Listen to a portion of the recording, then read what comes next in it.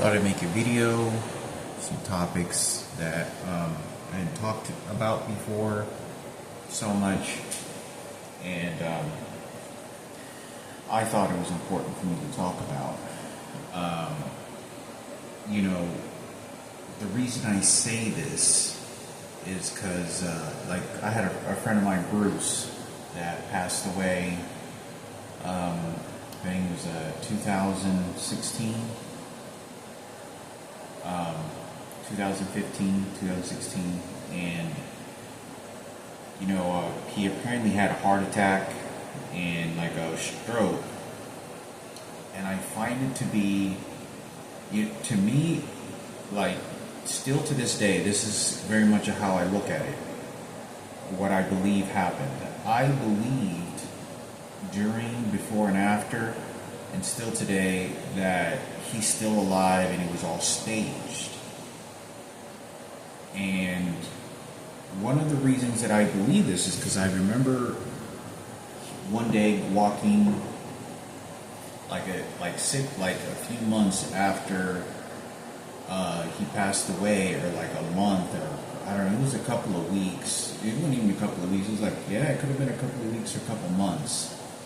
And I was over at the library, at Josie Ranch Library, because I always went to a few different libraries, and I went to this library. It was at night, and I didn't go inside. I was just walking by, and when I was walking by, he drove by in his old school car he had, and it was him, like, laughing, having a great time, like he always kind of used to be a jokester about. And I kind of freaked out a little bit. I was like, "That's Bruce." I thought, what the heck is going on? Because so many people were shooting me with electronic devices when I was at the hospital as well. So many people were shooting electronic devices at me that I didn't understand why.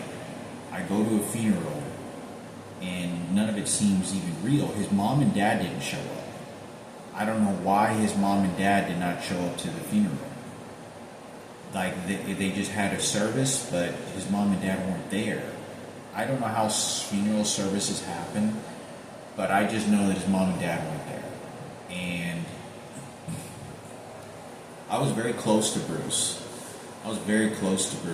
And not like close, like very good friends. Like, I, been to his house, inside his house so many times, and he was childhood friends with Daniel Box and neighbors, and I went to the same elementary. I used to see him at, numbers of times at school. He went to Perry, he went to Turner, same school Frankie did, I don't think Frankie knew who he was.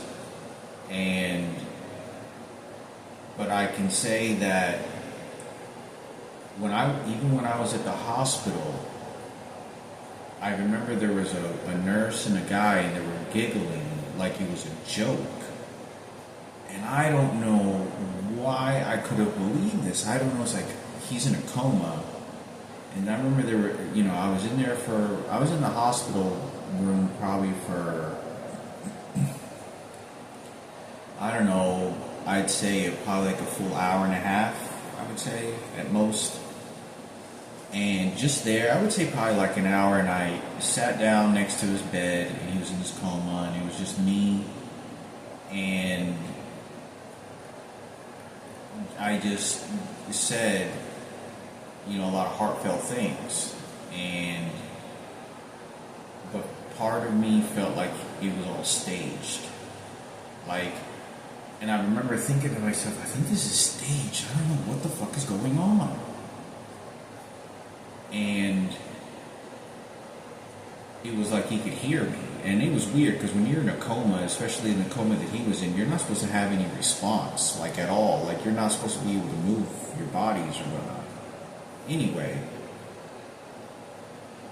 Robin showed up, and I know that when I was at the hospital, there was a lot of following and a lot of crazy shit that was still going on at that time. Like, I walked out of the hospital, they were following me. I get on the bus, they were following me.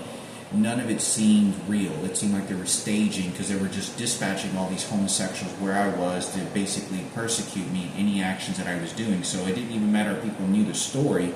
They just saw me as an enemy, and so they Anytime you have a lot of people always hate you, and for whatever reason, it does not matter anything else you do. Everything you do around them is always going to be hate toward me. Anything, that's how it is. And down to walking past by me, giving me dirty looks, you name it. But I went to the funeral service, and I mean, there was a lot of friends that were there. There were friends that should have been there that didn't show up, that knew him for many years. And they didn't show up. And they called him a friend. And, you know, I was the only one that spoke. I was the only one that was willing to speak up at his funeral and talk really good about him.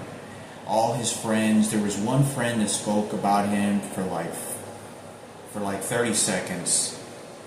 And nobody wanted to speak up good things about him, and I did. And I went, and I'm homeless. I'm sleeping on the streets at this time. Okay, I'm homeless. I go to the funeral service, like the service they had, memorial service.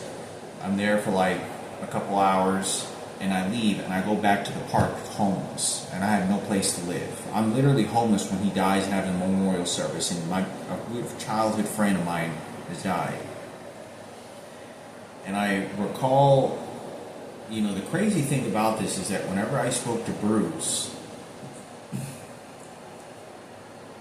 his cousin came from Oak Cliff, because Bruce grew up in Oak Cliff, like he did with like Robert Zarate, Edward Rangel, and a few other friends that I knew. And so there was a familiarity with that. And I recall Bruce, you know, calling me like 3 months before he died, and he said, like, he put 50 Cent, like, it was like he was playing, I don't know if he was putting a CD, or he was putting like a CD or something, I know, really old school, like a tape or something, and he put in a CD tape of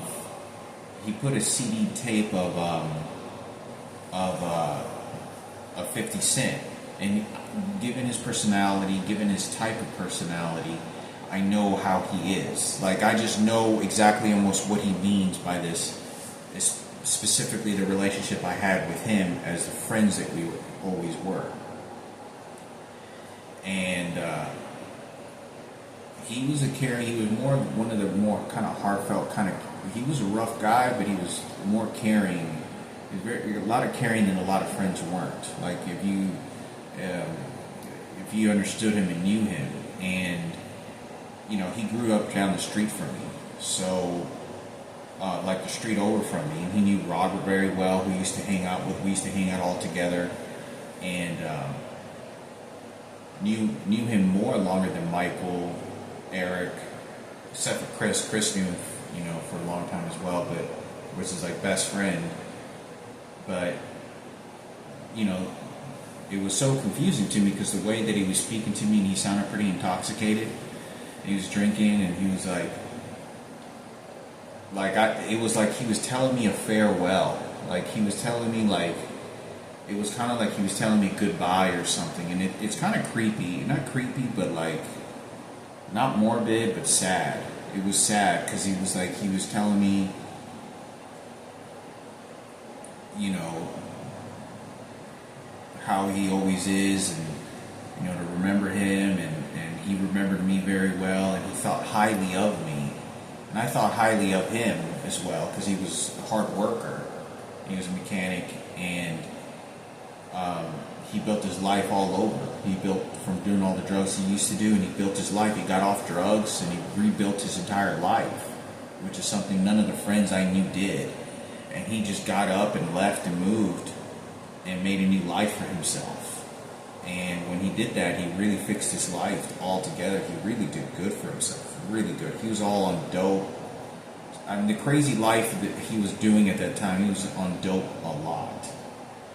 And like a lot, all the time. Like, and around some pretty dangerous people. And he knew he wanted to get away from these dangerous people. But he was quite a character. He was a very, very interesting character of a person. And I'm speaking to him. He starts playing 50 Cent, which is one of the weirdest things. I never associated 50 Cent at all with anything that he did, and I thought it was just weird. Like, why is he playing 50 Cent? And he was playing, like, I don't know which a couple of the popular songs, and that's the only songs he played. And just slightly in the background, he was like, "Yeah, man, I'm like." He was kind of playing the music like he was about to blow up, or things were about to blow up, like we used to always think when we were younger, like we were going to be superstar DJs or something like that. And I just didn't think anything really much of it. Just kind of like, just the whole ego thing I think he was just doing at the time. And that was the last time that I spoke to him. That was the last time. And like, I'd say like probably 6 months before that, 3 months before that, I talked to him, and he only for like, I don't know, what was it, probably like 10 minutes. Very quick conversation. Just wanted to see how I was doing. And he called me, and when I spoke to him, he said, "No, man," he goes, I work on 18-wheelers. I work like 18 hours. He said he worked like over 12 hours a day sometimes. But he said, "I don't really do much, man. I just go to work and I go home and sleep." Because I don't go out. All I do is work. That's all I do. I don't have time for anything. And he wasn't saying it in an attitude. He was just happy to be working long hours, making a lot of money, making really good money as a diesel mechanic. And he was making me really good money. And it's one of the craziest things, because the way that he told me, he's like, "No, I work for I work on 18-wheelers. I'm a diesel mechanic," and he was proud of it. And I just know his personality, because he had called me to see how I was doing, and it was weird because I still to this day think that it's going to be a surprise that he's going to show up and he's going to be alive. And it's very confusing to me. It's very confusing to me. It's very confusing to me in how something like this can happen. And because when I got on the bus, when I got on the train to get to Fort Worth, where he was in the hospital, it was unbelievable about the amount of harassment that I was experiencing when I was waiting at the bus stop, when I was getting... See, nobody understands how bad it was, even at 2016, 2015. I've been running for my life for over 10 years, traveling homeless out of a backpack, and it's been happening, stalking and tracking me down has been happening longer than that, where I've had no privacy at all. For over 15 years. But for 10 years, since I was 30 years old, I was living on the streets, homeless, traveling from city to city, bus to bus, plane to plane, Alaska, Denver, Colorado, Seattle, Washington, living in shelters. That's all I was doing. By the time 2016 showed up and Bruce passed away, I was already 34 or 35 years old. I was about 34 or 35 years old when it happened. But I thought it was weird because even though he did a lot of drugs, Bruce, he used to be a cardio runner. He used to do a lot of cardio, and he used to be in shape. And he used to do a lot of athletics, and he placed very highly. He used to run marathons, and he had a heart attack. It didn't make sense because he physically didn't look like he was someone who has a stroke. He doesn't look like somebody would have a stroke. He looks healthy. I'm not saying that he's all fit and crazy, but, in supreme shape, but he doesn't look physically like someone's going to have a stroke or a heart attack, let alone a heart attack. But I do know that he used to do a lot of drugs. Like, when I talk about, like, if I thought Michael did a lot of drugs, like, he did just barely under probably what he did. And because he used to, back in the day, I knew his routines. He used to always hear his car driving and all these things, and he did a lot of drugs. And But for him to have a massive heart attack at 44 years old or 43, early in his, you know, to me, or he's 40 years old and he's having a heart attack in his early 40s, and to me, it's just like it doesn't make any sense. Like, how can somebody such healthy have a heart attack and just die? And it just didn't make sense. So he ends up. Life goes on. It seems like nobody cares. I had another friend that died who's Andrew, and I was told that his body was left at a fire station after he OD'd off of heroin. He had like some sort of heroin overdose, and it was crazy because that's another story too, how he told me he was going to die. He told me and a few friends when I was at a friend's house, and he was telling me a very interesting story about a dream he had, and that he was going to be that he died, and that he was going to be dying. He was going to be dying, and I've never seen him ever talk in my life, ever like the way that he talked. I've never heard him talk about this way. I've been around him numbers of times. I wasn't terribly close like I was to Bruce or some of the other friends, but he came over to my house and I saw him with other friends, and we were all cool because he got really familiar with all my other friends because we all kind of got together. But he particularly talked that he had a dream that he was going to die, and that he experienced some sort of God, like the understanding of God, and there was some sort of angels that he said he saw. There was something about angels that he said he saw, that there was, like, what we do on earth when you hurt people does matter. Like, all the suffering that these people had done to me for so long, it's all waiting for them, for what they did in the afterlife. It doesn't just go away because they made the choice to make me suffer, which he explained to me that, he wasn't perfect either, but, I know he was a really good guy. Great comedian. One of the funniest comedians. And it was weird because I never really hear about comedians. You don't hear about comedians talk like this. And he was like, he could probably get on a comedian stage and make people laugh. I mean, this guy was like a comedian. He could make people laugh. He was like making people smile. And that's how he was all the time. He's great, funny, real funny. But for him to, and that was Andrew, I remember that, and he told me that he was going to die, and it was weird, and he ends up dying, and it was tragic, and I never knew. He lived like not too far from me, from where I grew up in Carrollton, but that was another story. That was somewhere in like 2013, and then it was weird, crazy, because like Bruce, he was the closest person out of the crew that died, and I DJ'd with him all the time, and I still to this very day believe that he's alive, and that they're building some sort of surprise, and they're trying to heal things. I don't know what the circumstances is, but I think he's still alive, and it was all a joke, and it was all staged, because everything that had happened to me, the murder attempt was staged. My mother, her identical twins, Julian's identical twin, Marco's identical twin, all being lied.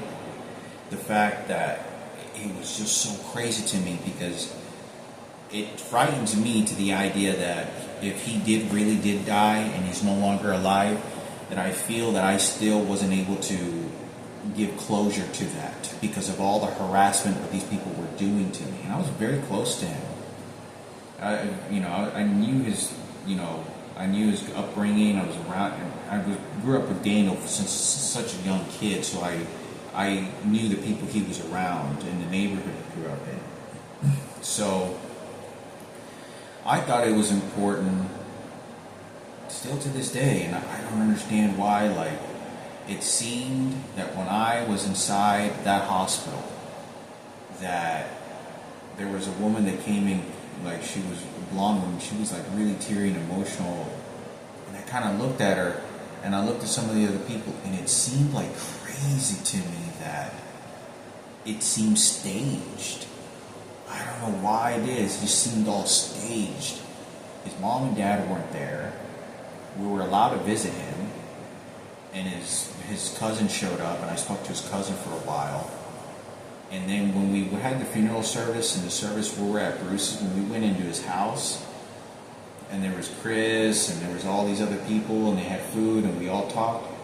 Some of the people were crying and really missed him, which is really sad, but it seemed like it was to me, some of these people did not show any type of remorse, any type of empathy. Not remorse, like they didn't show empathy.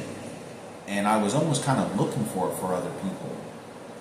And I saw this guy that was behaving like Ken Cooper.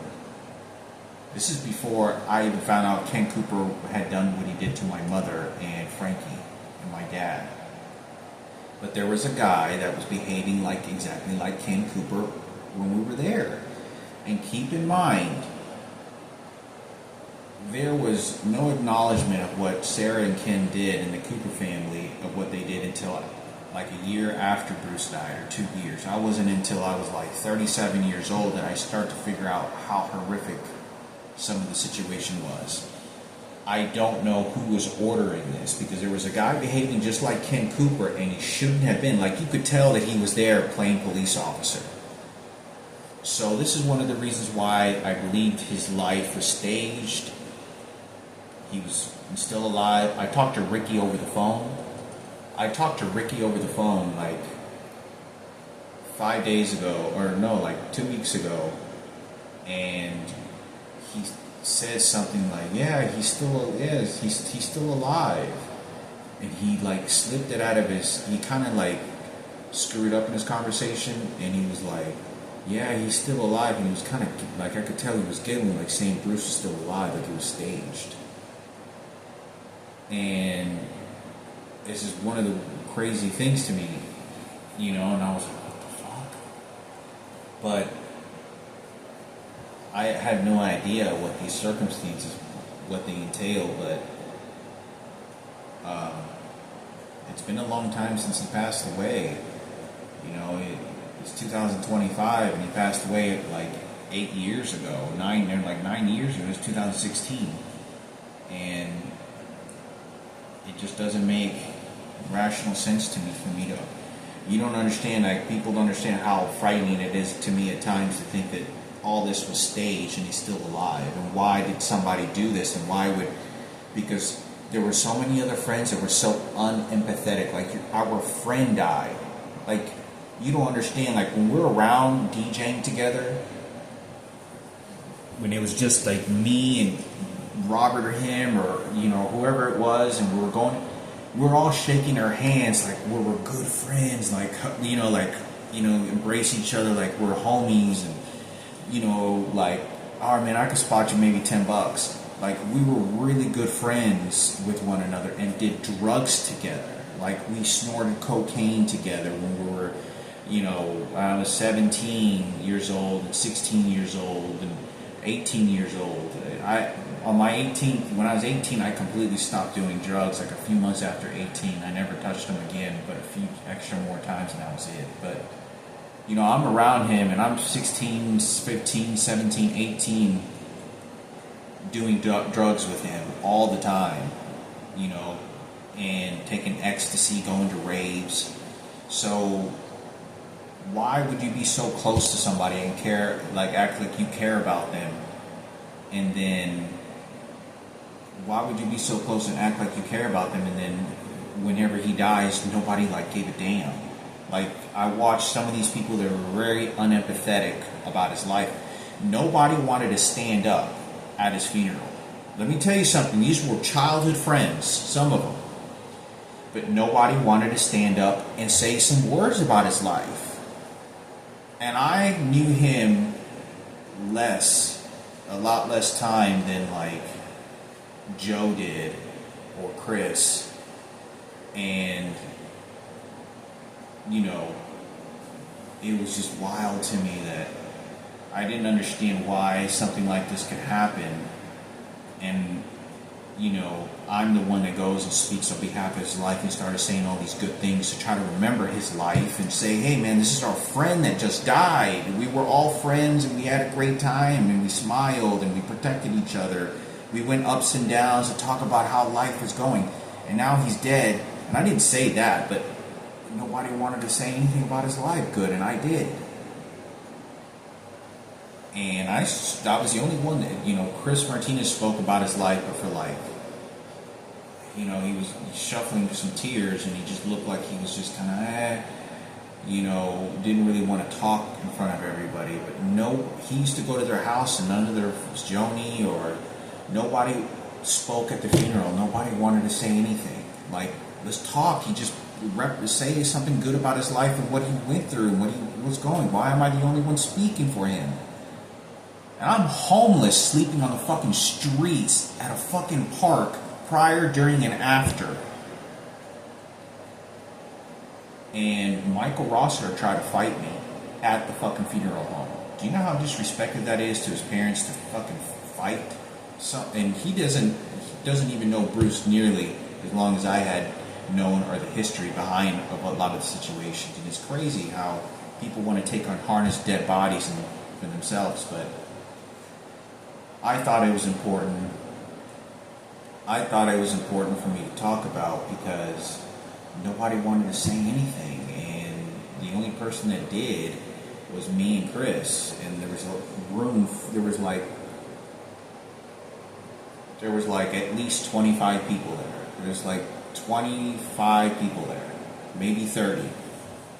25 people there, and nobody wanted to say anything. And the person that was doing the service spoke about him, but didn't even know who he was. They had like a picture of him, and he got cremated, to my understanding, and I don't understand what was going on, because I do remember being shot with some electronic devices while I was inside the service. This is why I also believe that it was fake and staged, that he's still alive. Whatever surprise and whatever's going on is that he hasn't died. This is one of the reasons that I thought it was so crazy, because he was kind of telling me a farewell, like a goodbye, like he was gonna, like, how some people give you a mysterious call and you think it's like kind of like God giving a signal or sign from the afterlife. I don't believe in the afterlife like I did before. I believe in God and Jesus. That's what I believe in. But for those that still listen to a lot of that stuff with the afterlife and mediumship, afterlife crap, it was kind of like that, where it was, how you always think that you're in control of things, and then something happens that there's no way, where it just gives you a sort of sign that somebody, there has to be, even if God didn't care for some of us, that there is a God. And it's just hard, really difficult to say even for an atheist, like for it was kind of like that situation where, he's sort of saying his goodbye like he's going to die. And the same thing, but he didn't tell me he was going to die. And I don't know if he was depressed. Could he have been tired of being alive? Yeah. He told me, I know he had been suicidal before in his life. He had thought about killing himself. And that was kind of nerve-wracking to me, because I don't know if he OD'd and tried to kill himself on purpose. A lot of people end up dying because they drank too much or whatever, and they have a heart attack, but they already wore down their body really bad, and then they decide to do a little bit of extra drinking or drugs this one time. Every once in a while they do drugs, but they're old now, but they hadn't done the drugs in a long time, but they're tired of being alive. And the intention in the moment that they're in is to kill themselves, and they end up dying. And then you hear that it's an accidental overdose. It wasn't an accidental overdose. He died. He committed suicide. But I'm not saying that Bruce did that. It's just a lot of stories like that. It's not an accidental suicide. They committed suicide. They were tired of life, and they were hoping that they would have a heart attack and just die. And they didn't tell anybody. But for the most part, he had really recovered from any suicidal thoughts in his life. For my part, he had really recovered from that. He just had small glimpses of it for a phase, just like a lot of us and many people did growing up, but he, and he died. And so, but when I spoke to this, he used to come over and DJ, this guy named Andrew, this comedian. And let me tell you, I went to his house. That was the last time, it was one of the last times that I went and spoke to him. And he offered me to hook me up with a job. And I talked to him at his job site. I knew him, some of his workers, and I went to his job site, and he was very familiar with, he got along great with his workers. You could tell his workers just loved him. He was a funny guy. But anyway, I ended up not getting hired, but I think I went in for an interview, tried to hook me with the job. They didn't hire me, but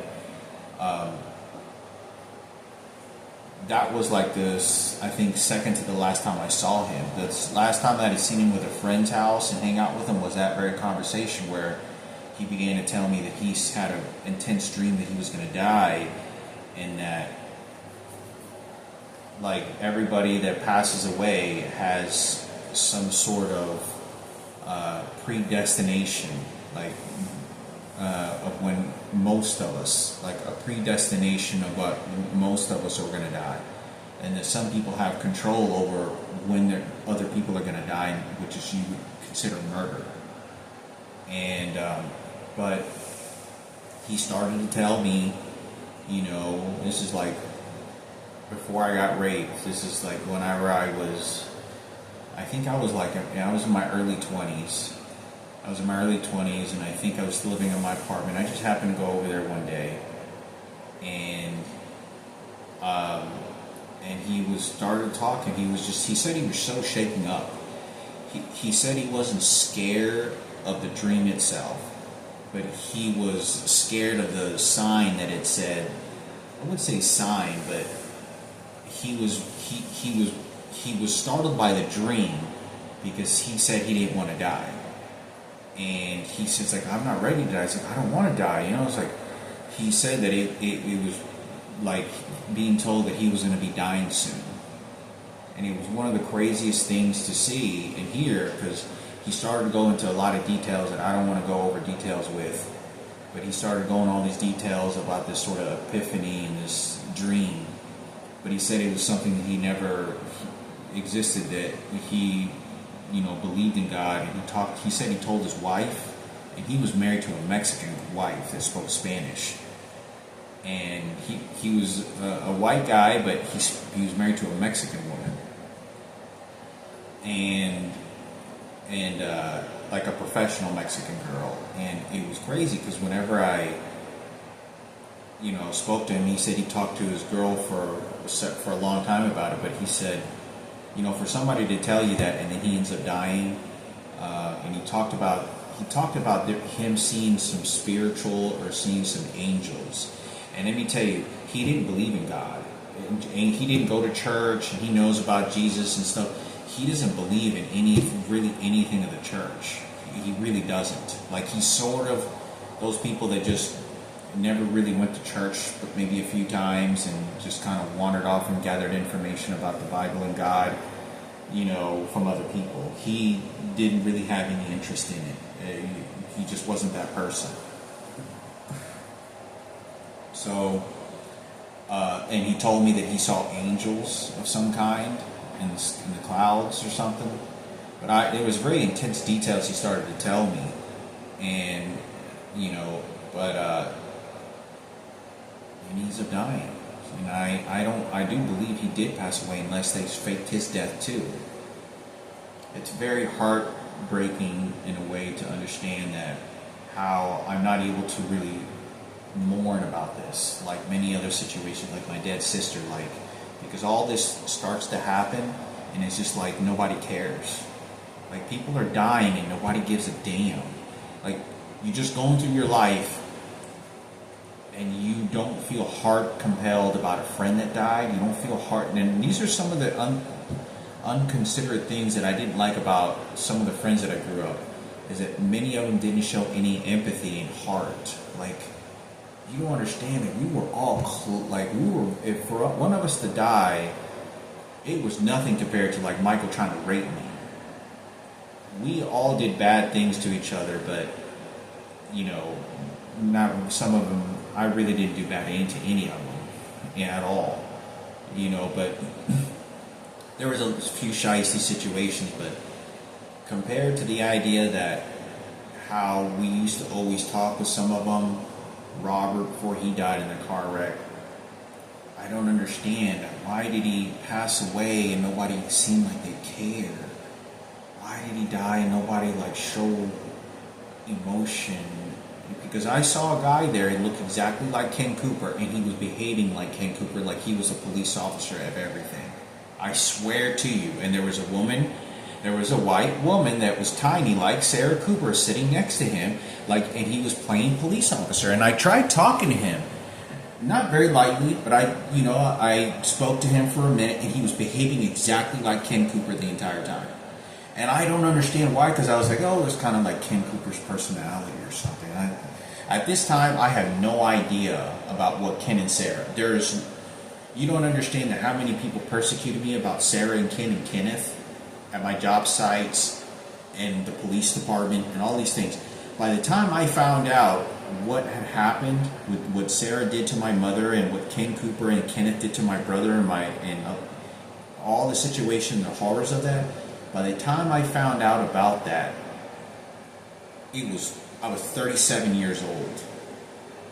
By this time, there's 17 years after my father passed away.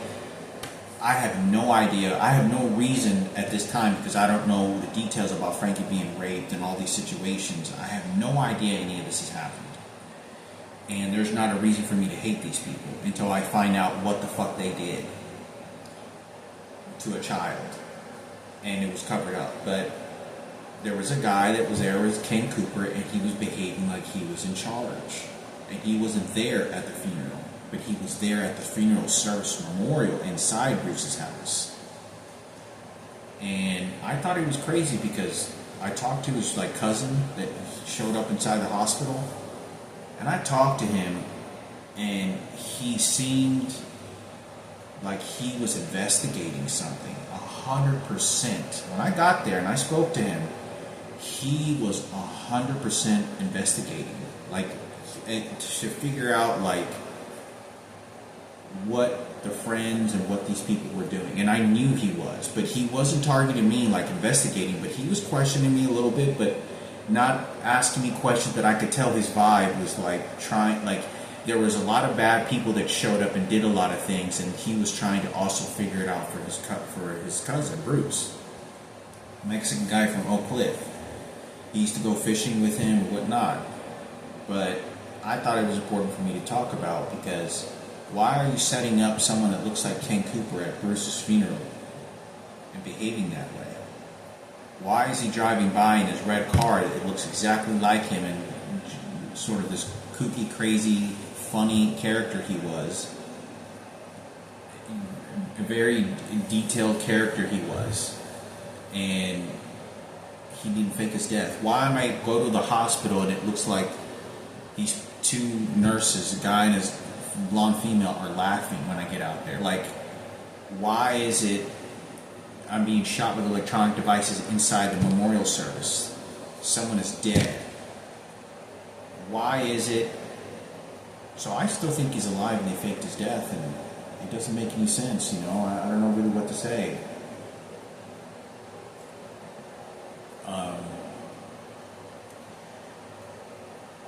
I talked to his mother. I saw her at Albertsons one day, and she just kind of looked at me. She's a Mexican. She looks kind of Mixteca, she's dark complected Mexican. She's married to a white guy, but she's dark complected Mexican. She's not those people. A lot of dark complected Mexican people, they get treated different. They get treated different by society, and it's a different, a light Mexican, a very light colored Mexican gets treated different than a authentic Mexican like me, or a darker complexion. But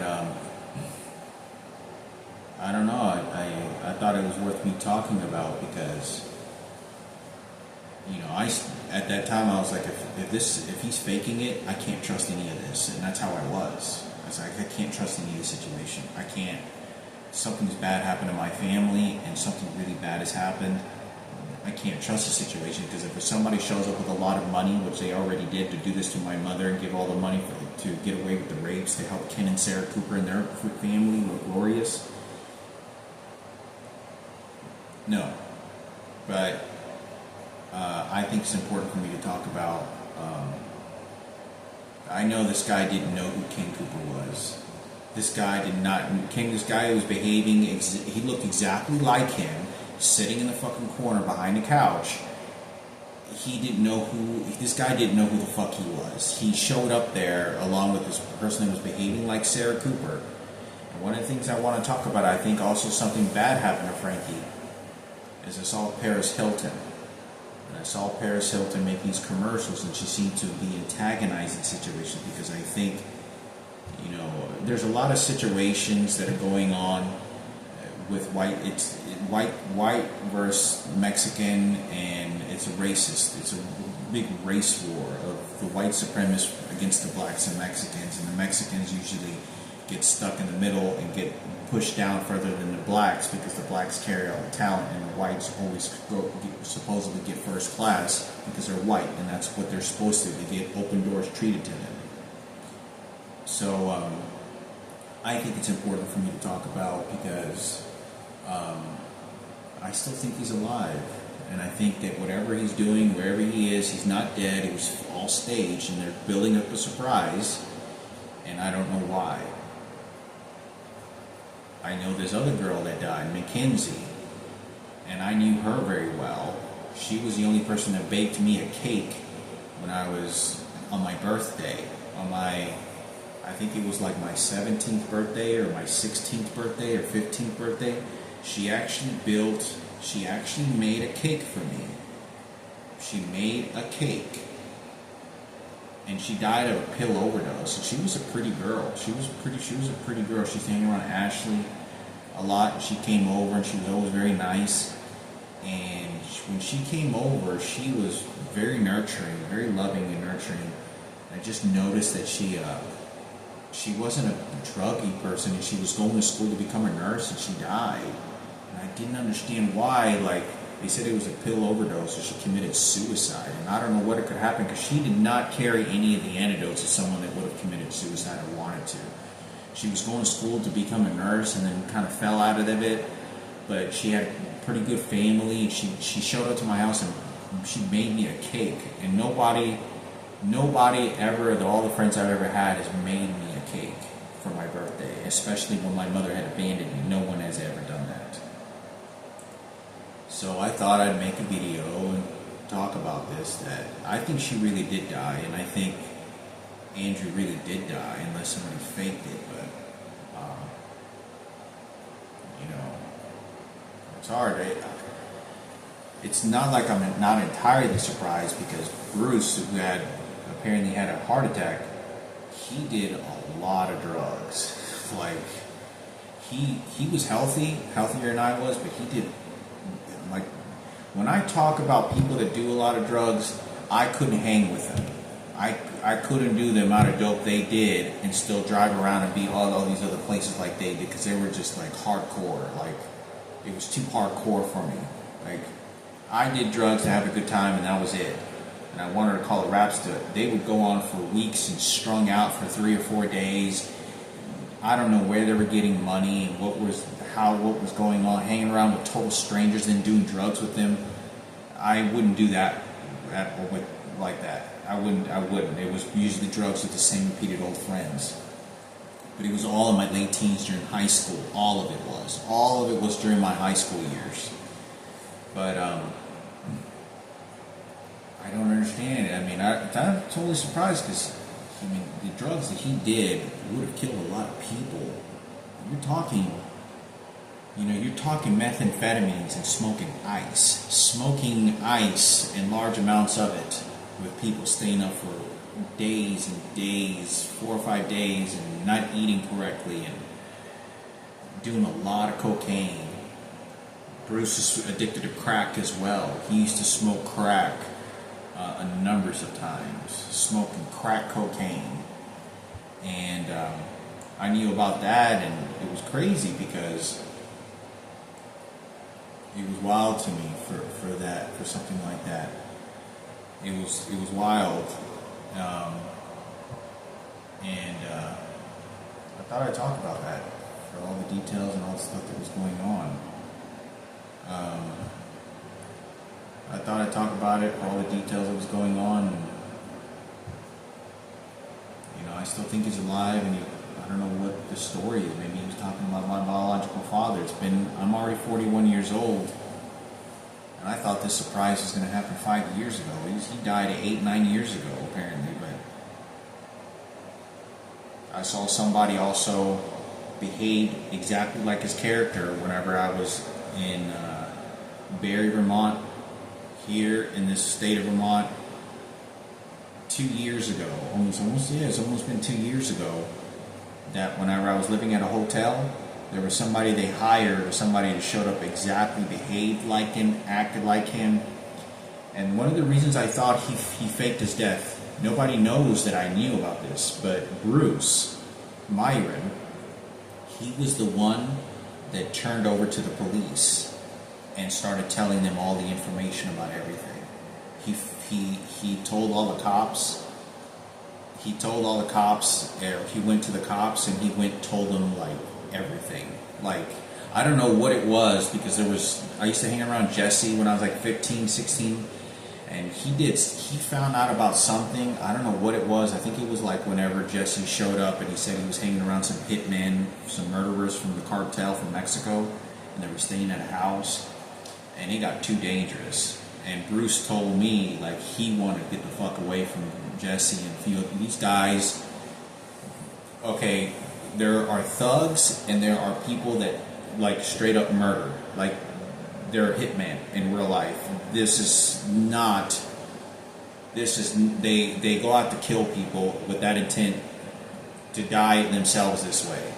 There is not much of a glorious life of living wealth. It's so short-lived. It's like suicide. And Jesse got involved with this, and Bruce got involved with this shit. And he got stuck, and he told me. And I don't know if he slightly kind of sort of spilt the beans to me a little bit, but he went to the police because he got scared, and he started telling them everything, like about the drug deals, and saying, "Hey, Jesse and some other people," because he got scared that some of us were going to get murdered and some of us were going to get killed. And I think he did the right thing, but I know sort of the caring person he was. I think he went to the cops and told them, and I think he did because it was too involved and too dangerous. Like, I saw some of these people that were like hitmen and like real life murderers, like, or at least apparently behaving in this situation, and some of the drug dealers around Jesse. Some of these people were like, they're not looking to torture you like the people that tortured me. They just want to kill you, and it's very quick business. They absolutely don't value the same value of life as a normal human being, the same way that the people that beat me and made me suffer for so many years. They're very closely alike, except the person that does the killing looks much more lethal and dangerous because he does the killings and he doesn't know these people. Some of them he doesn't know who they are. And they were like, it was so empty. It was very empty being around some of these people, and it was like, this is crazy. You're playing cards with guys that you think you were just waiting to kill each other. That's what it looked like. They were playing cards with one another, like who's going to kill your next friend, or your next drug deal supposedly friend. But I was told that, I think I remember years after we started hanging out, he said that, I want to say that I think I remember him telling me he went to the police and ratted them out and said, he didn't want any of us to get murdered or killed.